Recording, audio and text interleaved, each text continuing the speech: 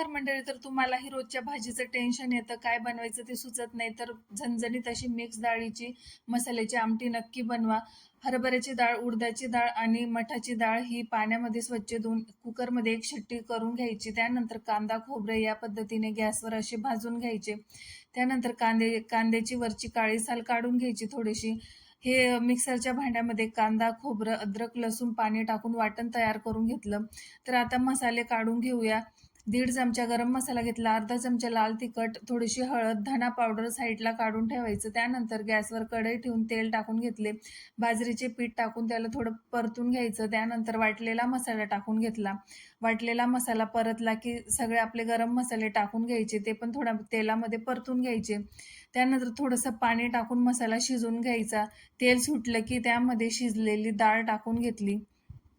तर पुन्हा थोडंसं पाणी टाकून घ्यायचं. तर चवीनुसार मीठ टाकून घेतले. कोथिंबीर टाकून गरमागरम अशी झणझणीत मिक्स डाळीची मसाल्याची आमटी तयार होते. तर व्हिडिओ आवडल्यास व्हिडिओला लाईक करा आणि माझ्या चॅनलला सबस्क्राईब केल्याशिवाय राहू नका अशा नवनवीन रेसिपी बघण्यासाठी. धन्यवाद.